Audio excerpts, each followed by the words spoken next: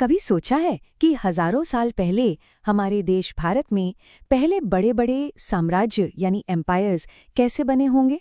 चलिए आज हम एक सफर पर चलते हैं टाइम मशीन में बैठकर और इसी सवाल का जवाब ढूंढते हैं। जरा सोचिए, हम पहुंच गए हैं एक बहुत ही पुराने और शानदार शहर पाटलिपुत्र में। ये आज के पटना शहर के पास ही था। हवा में मसालों की खुशबू है, बाजारों में खूब चहल पहल है और यही शहर एक बहुत बड़े साम्राज्य का दिल हुआ करता था। और हाँ, इस सफर में हम अकेले नहीं हैं। हमारी मुलाकात हुई है भविष्य और ध्रुव से, जो हमारी ही तरह टाइम ट्रैवल कर रहे हैं, और उनकी एक नई दोस्त भी बन गई है, इरा, जो यहीं पाटलिपुत्र में रहती है।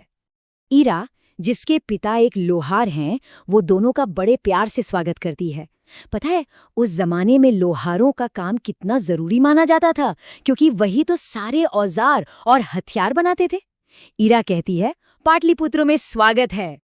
भविष्य और ध्रुव तो शहर की सुरक्षा देखकर एकदम हैरान हैं।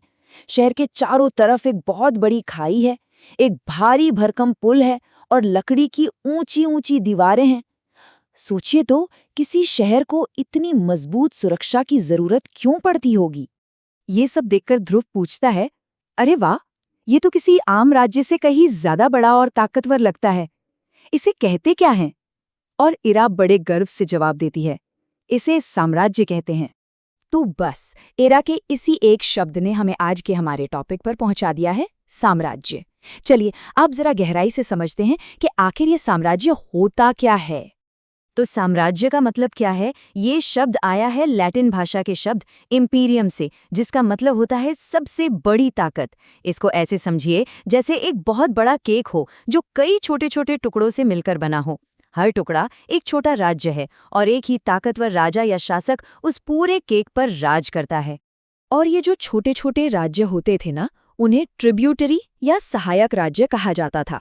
अपनी वफादारी दिखाने के लिए ये समय समय पर सम्राट को तोहफे या टैक्स भेजते थे, जैसे सोना, कीमती सामान या कभी कभी तो हाथी घोड़े भी। ये कुछ कुछ वैसा ही है जैसे अपनी टीम के कैप्टन को सपोर्ट करना। लेकिन सवाल ये है कि कोई भी राजा इतनी मेहनत करेगा क्यों?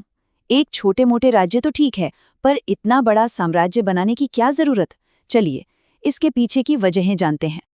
तो देखिए, इसके पीछे कई बड़ी वजहें थीं। पहली, महत्वाकांक्षा, मतलब इतिहास में हमेशा के लिए अपना नाम दर्ज कराने की चाह। दूसरी वजह थी संसाधन, यानी कीमती चीजों पर कब्जा करना। तीसरी, अपनी फौजी और आर्थिक ताकत बढ़ाना। और चौथी वजह तो साफ है, बहुत सारा पैसा और दौलत कमाना। साम्राज्य बनाना तो एक बात हो गई, लेकिन सोचिए, इतने बड़े एम्पायर को चलाना कितना मुश्किल काम होगा। ये कोई बच्चों का खेल तो था नहीं। तो आइए देखते हैं कि सम्राट इसे मैनेज कैसे करते थे। तो सम्राटों के पास एक पूरी प्लेबुक होती थी। सबसे पहले एक बहुत बड़ी और ट्रेन्ड सेना रखना, फिर टैक्स वसूलने और शांति बनाए रखने के लिए एक पूरा सिस्टम बनाना, इसके बाद कानून बनाना, अपने सिक्के चलाना और व्यापार पर कंट्रोल रखना, साथ ही खदानों और जंगलों जैसी हर कीमती चीज पर कब्जा रखना, और आखिर में पूरे साम्राज्य को जोड़ने के लिए सड़कें बनवाना। और जैसा हमने कहा, सबसे जरूरी थी एक ताकतवर सेना। यही सेना नए इलाके जीतने और दुश्मनों से साम्राज्य की सीमाओं को बचाने का काम करती थी। सेना के बिना कोई साम्राज्य टिक ही नहीं सकता था। अच्छा, अब पैसा कहाँ से आता था? व्यापार से। नदियों और समंदर के रास्तों पर कंट्रोल करके सम्राट टैक्स वसूलते थे। इससे न सिर्फ खजाना भरता था, बल्कि ये भी तय होता था कि साम्राज्य में कौन सा सामान आएगा और कौन सा जाएगा। अब इन सारी बातों को भारत के इतिहास से जोड़कर देखते हैं और बात करते हैं भारत के पहले महान साम्राज्य की, मौर्य साम्राज्य की। तो कहानी शुरू होती है 6वीं शताब्दी ईसा पूर्व में। उस समय मगध नाम का एक राज्य था जो धीरे धीरे बहुत ताकतवर होता जा रहा था, और इसी मगध ने भारत के पहले साम्राज्य की नींव रखी।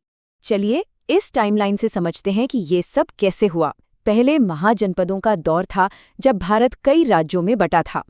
फिर नंद वंश ने मगध पर कब्जा किया, और फिर 321 ईसा पूर्व में चंद्रगुप्त मौर्य ने नंद वंश को हराकर मौर्य साम्राज्य की स्थापना की, और आगे चलकर इसी वंश में सम्राट अशोक हुए। चंद्रगुप्त मौर्य के एक बहुत ही बुद्धिमान सलाहकार थे, जिनका नाम था कौटिल्य। उन्होंने अर्थशास्त्र नाम की एक किताब लिखी, जिसमें उन्होंने कहा, लोगों के बिना देश नहीं हो सकता, और देश के बिना राज्य नहीं। मतलब किसी भी साम्राज्य की असली ताकत तो उसके लोग ही होते हैं। लेकिन क्या साम्राज्य हमेशा महान और अच्छे ही होते थे? कहानी में एक ट्विस्ट है। दरअसल ताकत का एक विरोधाभास होता है। हर साम्राज्य के दो चेहरे थे। तो देखिए, हर सिक्के के दो पहलू होते हैं, है ना? साम्राज्य के भी थे।